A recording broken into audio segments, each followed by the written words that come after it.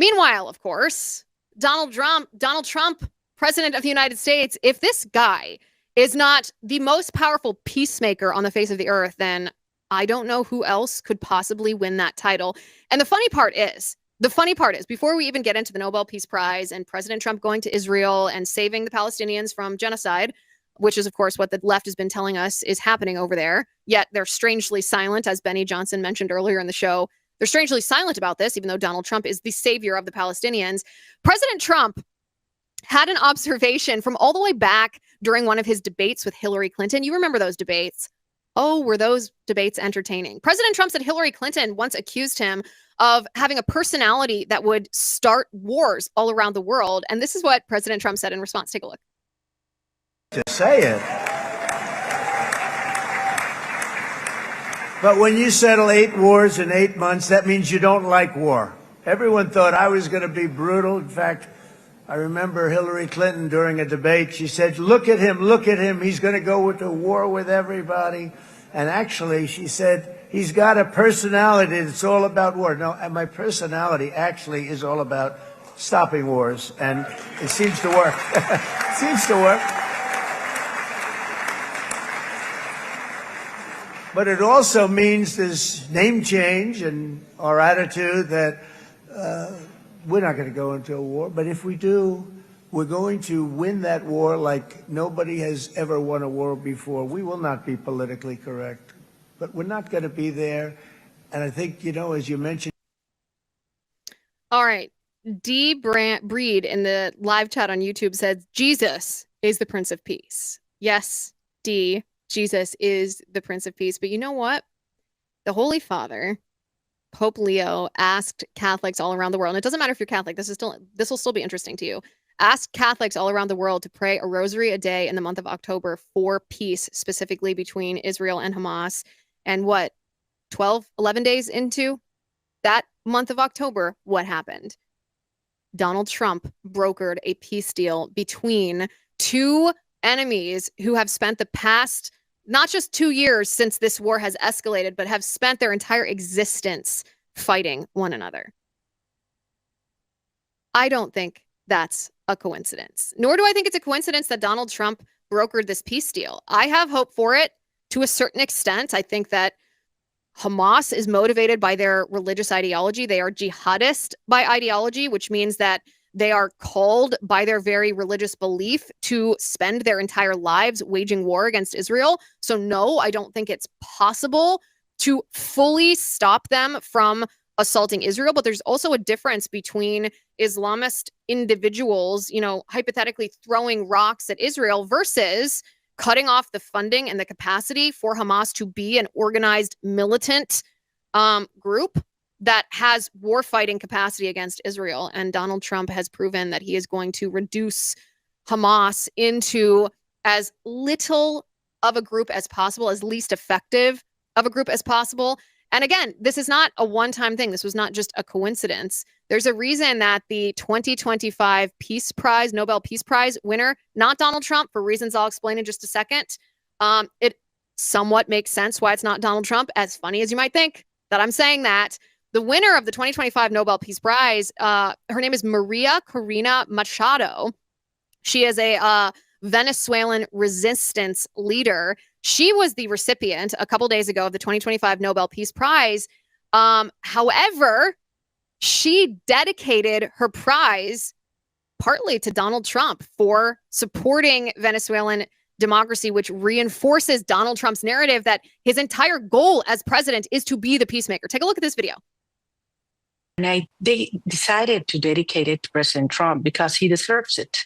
Because not only has he been involved in only a few months in solving 8 wars, but his actions have been decisive to have Venezuela now at a threshold of freedom after 26 years of tyranny that have destroyed the lives of millions of Venezuela, destabilized the region, and undermined the institutions in the United States, because having Venezuela as a safe haven of the enemies of the United States and using our territory and our resources to hurt the American people and American institutions is certainly a threat to the national security of the United States and the security of the hemisphere. But President Trump has been very clear, courageous in terms of dismantling this criminal structure. And on behalf of the Venezuelan people, I reaffirmed our gratitude and our commitment to this cause for the whole America. So I insist he deserves it. Can you even imagine? I mean, how the tides have changed. Can you imagine a year ago, or 2 years ago, or 5 years ago, or 10 years ago, the winner of the Nobel Peace Prize dedicating it to President Trump because, as she said, he deserves it? Listen, Benny Johnson was correct earlier in the show when he said, this is the test. The entire left, the entirety, from the Antifa Black Bloc militants to the pro-Hamas protesters that turned into rioters on college campuses, to the personalities, the left-wing personalities, media personalities on X, to the mainstream media, to the Democrat elected officials and the DNC apparatus, have been repeating over and over that Israel is wrong. Israel is bad. Israel is the villain here. What's happening is a genocide of the Palestinians because Israel's response to October 7th, which they just dismissed, by the way, they ignore the fact that even though Hamas returned all of the living hostages, there were no women among the surviving hostages. What do you think happened to those women? Of all the hostages returned by Hamas to Israel today, it was all men.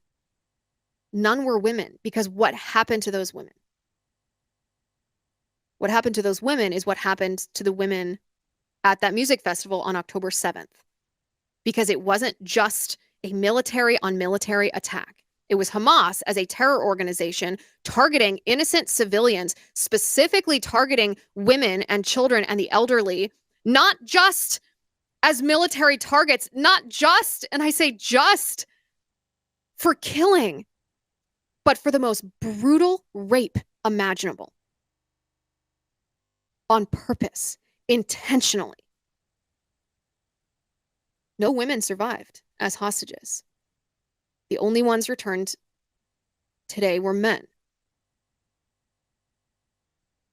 And the left, who's been decrying this so-called genocide in Gaza because they didn't think that Israel has a right to exist, let alone defend themselves against the demonic assault against them.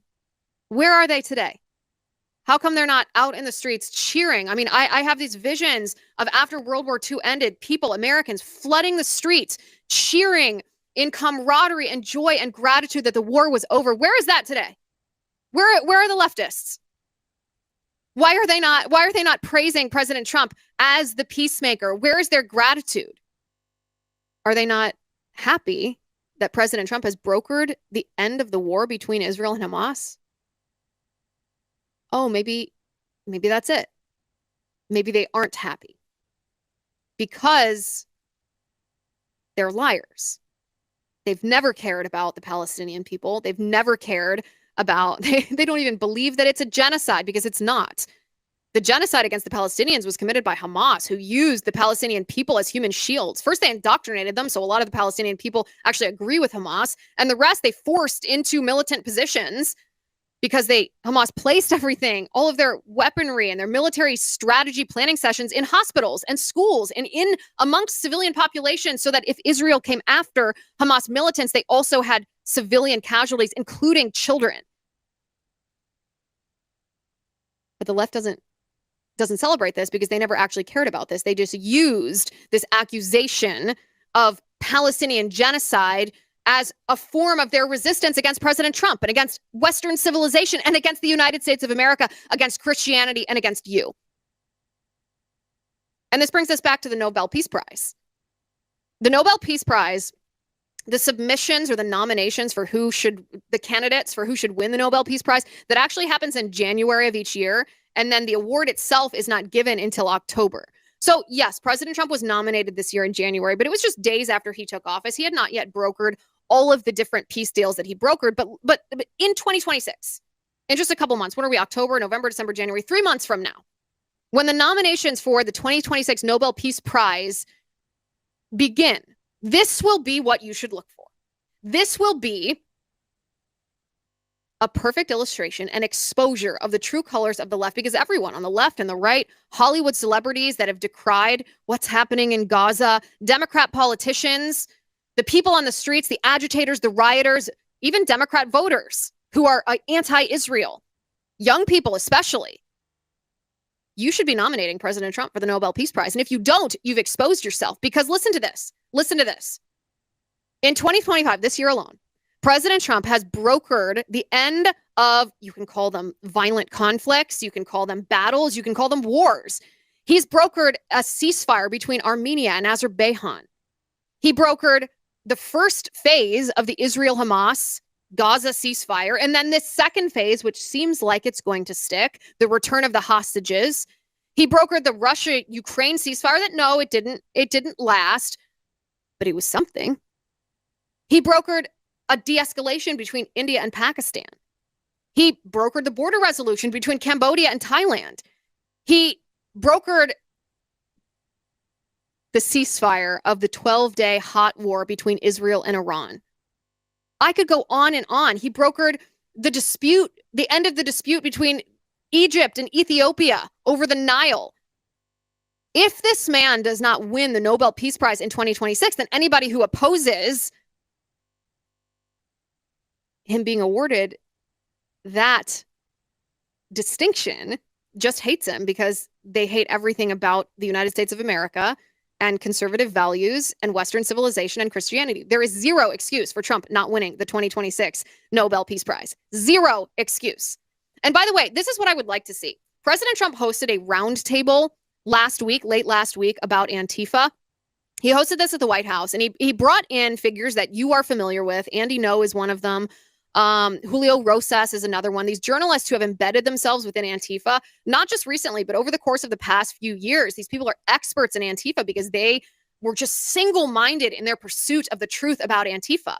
And President Trump wanted to learn more about Antifa from the actual experts, those who have been reporting on Antifa for years. So he brought them in to brief him at the White House. And there's a journalist that was invited.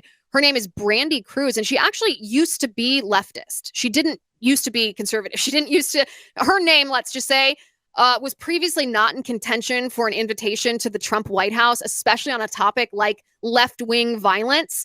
And she had this amazing statement that she made to President Trump when she was at the White House, where she looked at him and she said, "Mr. President, I'm living proof that you can recover from Trump derangement syndrome when you actually accept reality." Because this journalist, Brandy Cruz, said, "I used to suffer from Trump derangement syndrome, and look at me now." And I want to show you this video because of the implications it should have after President Trump brokered this end of the Israel-Hamas war. This is Brandy Cruz at the White House last week at the Antifa Roundtable. Take a look. "I'm living proof that you can recover from TDS. I had strong Trump derangement syndrome for probably 8 years. This is one of the reasons I recovered from it. And by the way, it's much better to not have TDS. I'm happier, I'm healthier, more successful. I even think I got a little more attractive after I got rid of my Trump derangement syndrome. Yes. You know, I'm a reporter in Seattle, and frankly, I could not care any less what any of you have to say about this meeting. Could not care any less. We're not here for you. I'm not here to convince any of you that Antifa is a real thing, because if you have not come to that conclusion by now, you are never going to come to that conclusion because you don't want to see it. And you're going to go and you're going to say it's a bunch of right-wing conservative influencers who are here spinning a tale. I was one of you. I was a mainstream reporter in Seattle for 10 years. I was a TV reporter on the streets doing my job, and I was still assaulted by Antifa. So it's not about being conservative. It's about people who go there and show what they're doing. And when I saw, after all those years, that the media wouldn't be honest about what was happening, that Democratic politicians wouldn't be honest about what was happening, I thought, well, gosh, if they're not being honest about that, maybe they're not being honest about President Trump either. And it opened my mind to just looking at things for what they were. And now I find you quite funny, actually. Now like I said, I'm much happier. I think I would nominate that clip, Brandy Cruz's explanation of her recovery from Trump derangement syndrome, as the best clip of the week. The best clip of the week. But here's the thing. We should be seeing more of these. We should be seeing a flood of videos from the left, from leftists who accuse President Trump of, not caring about Palestinians and being complicit in genocide, and of being a warmonger and wanting to drag the U.S. into a forever war because he bombed Iranian nuclear facilities.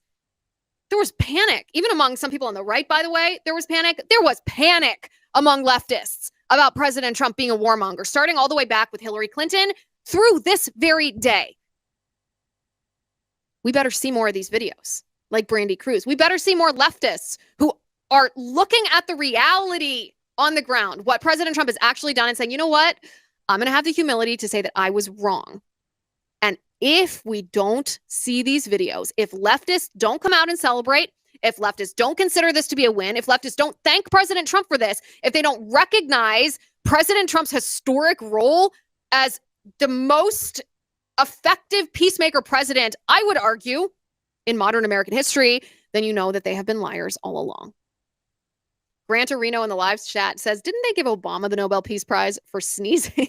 Yes, actually, I'm glad you brought this up because Obama was awarded the Nobel Peace Prize in 2009. Now, think about this. Obama was elected in November of 2008. He took office at the end of January in 2009. The nominations for Nobel Peace Prize candidates happened in January. So the month that President Obama took office, but he took office at the end of that month. So when he was awarded the Nobel Peace Prize in October, it wasn't for anything he had done as president.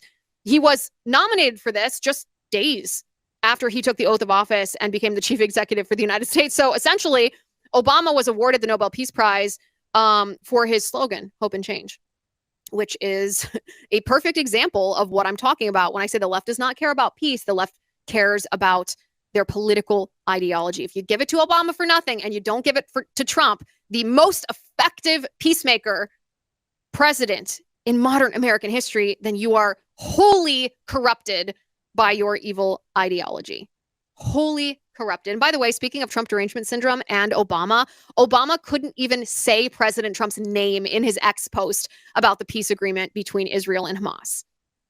President Trump brokered this deal.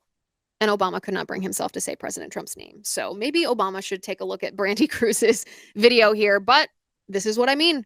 They do not care about peace. They care only about their ideology. The same ideology that motivated the despicable individual to send a terroristic threat to Benny Johnson and his family, which is what we talked about at the top of the show. All right, guys, that's all I have for you today. Please subscribe to the show. Go to youtube.com/Liz Wheeler, x.com/Liz_Wheeler. We're on Spotify, or we have video on Spotify. We've been on Spotify forever. We have video on Spotify now. So go to Spotify, search The Liz Wheeler Show, click subscribe, leave us a 5-star review if you would. I know a lot of you have been doing this, and I greatly appreciate it. It helps other people find the show, which has been growing by leaps and bounds thanks to you. You guys know I appreciate you sitting here with me each and every day. Thank you for watching. Thank you for listening. I'm Liz Wheeler. This is The Liz Wheeler Show.